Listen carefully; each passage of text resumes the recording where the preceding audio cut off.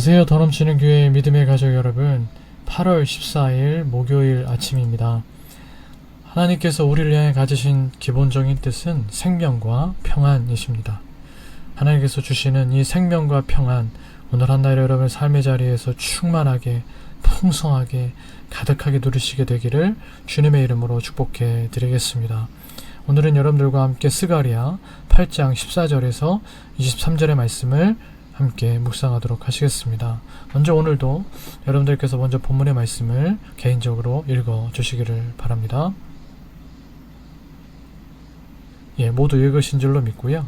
오늘은 특별히 좀 제목을 좀 살펴보았으면 좋겠습니다. 매일 성경 수은에 보면 오늘 제목이 예루살렘 은혜의 통로입니다.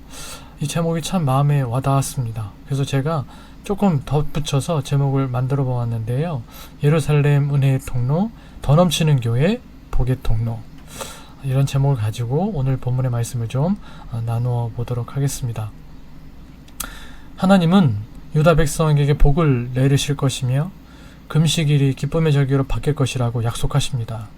심판의 형벌이 끝나고 오직 하나님의 은혜로 말미암은 기쁨과 영광의 시간이 왔음을 선포하시는 것입니다. 그러니 진실과 공평과 화평을 이루는 백성이 되라고 하나님 말씀하십니다. 오늘 본문 14절 15절, 하나님은 복을 내리기로 작정하셨으니 반드시 이루겠다라고 말씀하시고, 16절 17절, 유다 백성에게 진리를 말하고 공정에게 재판하여 화평을 이루라고 명령하십니다. 복을 받을 자격을 갖추라는 말씀입니다. 18절 19절, 금식하던 절기를 즐겁고 유쾌한 잔칫날로 바꿔주겠다고 하십니다. 7장 2절로 3절에 기록된 베델 사람의 금식 관련 질문에 대한 답변입니다.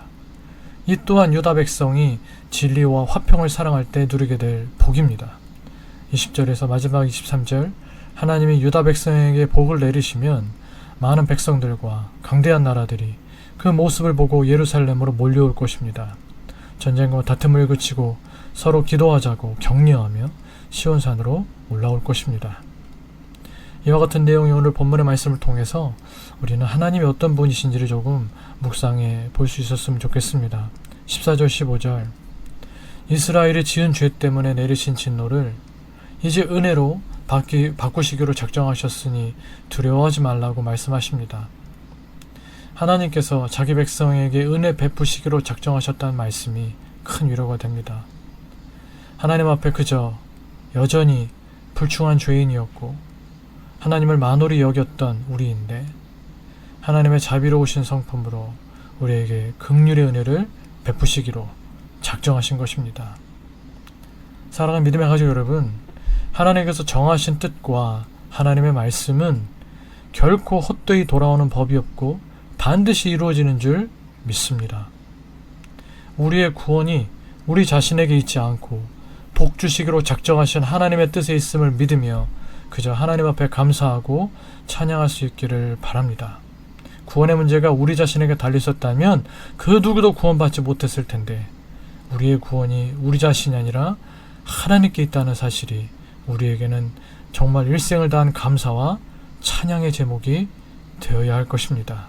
그 뜻이 하나님이 정하신 뜻이요, 그 말씀이 하나님 입으로부터 나간 말씀이기 때문에 우리의 구원이 반드시 이루어질 것이기 때문입니다. 18절 19절, 금식의 절기를 기쁨의 절기로 바꿔주십니다. 스가랴 7장 3절, 새번역 성경으로 제가 읽어보겠습니다. 만군의 주님의 성전에 속한 제사장들과 예언자들에게 물어왔다. 우리가 지난 여러 해 동안에 해온 그대로 다섯째 달에 애곡하면서 금식해야 합니까? 제가 서두에도 말씀드렸지만 베델 사람들이 물어온 질문입니다. 바벨론에서 행하던 대로 계속해서 금식을 해야 하느냐는 이 질문에 이제 더는 예루살렘의 멸망과 관련된 슬픈 금식일을 지키지 않아도 된다고 말씀하십니다. 하나님의 그들의 운명을 영광 가운데 축복의 날로, 축제의 날로 바꿔주실 것이기 때문입니다. 그리스도 안에서 우리의 운명을 저주에서 복으로 바꿔주신 하나님의 은혜를 힘입어 오늘 하루도 성령 안에서 의와 평강과 희락을 누리며 사시는 여러분 다 되실 수 있기를 축복해 드립니다. 20절로 23절 말씀, 이방인들이 예루살렘으로 나와 하나님의 은혜를 구하는 역사를 이루십니다. 하나님이 예루살렘을 진리의 성읍으로 회복하시어 만국 백성이 무리를 지어 찾아오게 하신 것입니다. 이제 그들은 하나님이 약속하신 제사장 나라의 중보적인 사명을 수행하게 될 것입니다.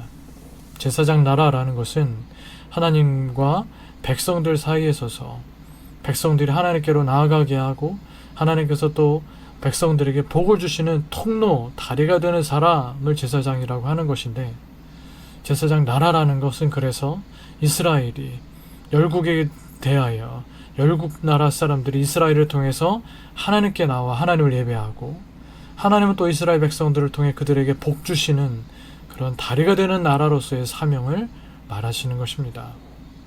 저마다 언어가 다른 민족의 사람들이 유대인의 옷을 붙잡고 함께 가길 원한다는 이 말씀이 갈라디아서 3장 6절로 8절 아브라함을 통해 세계가 복을 받게 될 것이라는 약속 안에서 사도행전 2장 오순절에 천하 각국에서 온 사람들이 베드로의 설교를 듣고 회개하는 사건 안에서 계속해서 이루어져 오고 있습니다. 오늘도 소망 없는 이 세상이 매달릴 수 있는 유일한 해답은 이 시대의 영적인 이스라엘, 제사장 나라, 하나님의 백성, 교회인 것입니다. 저와 여러분 자신들인 것입니다. 여러분, 이 말씀 속에서 서로 쓰는 말이 다른 열 나라의 사람들이 역시 말이 다른 유다 사람 하나를 붙잡고는 함께 예루살렘으로 가자고 매달리는 이 장면이 참으로 흥미롭습니다. 그들이 그렇게 매달리는 이유는 23절 하나님이 너희와 함께 계신다는 말을 들었기 때문입니다. 그 존재감 없던 이스라엘, 이 세상에 존재하지만 그들이 쳐다도 보지도 않던 먼지와 같던 이스라엘, 그들을 위해서는 아무 도움도 안 될 것처럼 보였던 나라, 그들을 지켜주는 신이라고는 전혀 없는 듯 보였던 이스라엘이 놀랄 만큼 큰 복을 누리는 것을 이방 나라 사람들이 본 것입니다. 그들의 존재 자체가 하나님의 위대하심, 하나님의 살아계심을 선포하는 메시지였고 살아있는 텍스트였던 것입니다. 그들이 누리는 복, 그들이 사는 모습 자체가 전도이고 선교였던 것입니다. 오늘날 영적인 이스라엘인 우리도, 또 우리 더 넘치는 교회 공동체도 세상 가운데에서 하나님의 복과 은혜를 전하는 선교의 도구이며 하나님의 복과 은혜를 흘러보내야 하는 복의 통로입니다. 세상 많은 사람들이 우리를 통하여서 하나님께로 나아가 예수 그리스도의 십자가의 복음을 받아들이고 예수님의 보혈의 공로에 힘입어 하나님의 가족이 되고 예수님의 몸의 지체가 되게 해야 할 통로, 복음의 통로, 복의 통로, 제사장들인 것입니다. 여러분, 우리가 하나님 앞에서 하나님을 사랑하고 섬기며 살아가는 모습, 그런 우리를 사랑하시는 하나님께서 우리에게 주시는 복과 은혜의 모습을 누리는 우리를 보면서, 그런 우리를 세상이 보면서 스스로 나도 가겠노라 라고 말하며 교회 공동체로 십자가 위에 예수님 앞으로 나오게 할 수 있는 그런 교회가 되어야 하고 영적 이스라엘 백성이 되어야 합니다. 우리 자신이, 그리고 우리 더 넘치는 교회가 세상에 감동을 주고 사람들이 동경하게 하며 바라보는 곳이 되기를 소망합니다.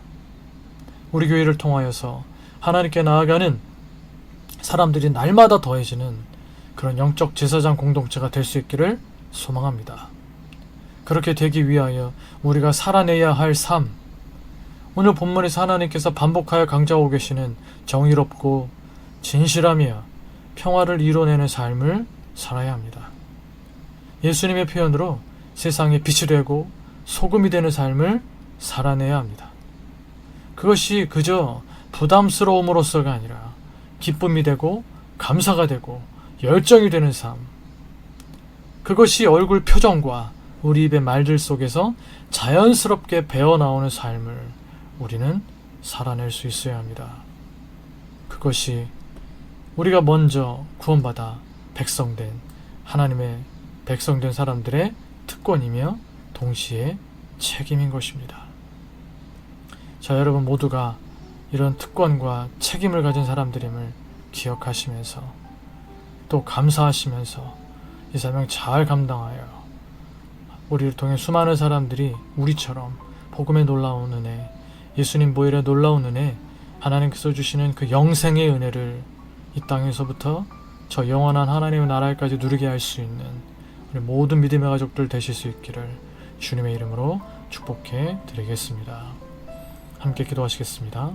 함께 기도하실 때 오늘 말씀 붙들고 여러분 기도하시고, 특별히 오늘 말씀 가운데 하나님께서 여러분들에게 부딪히게 하시는 말씀, 기도의 제목으로 삼게 하시는 말씀들을 위하여 여러분 기도하시고, 또 우리 믿음의 가족들을 위하여서, 또 여러분들의 개인적인 기도 제목을 위해서 기도하시다가 또 자유롭게 일상의 삶을 시작하실 수 있는 이 귀한 시간 되시기를 바라겠습니다. 함께 기도하겠습니다.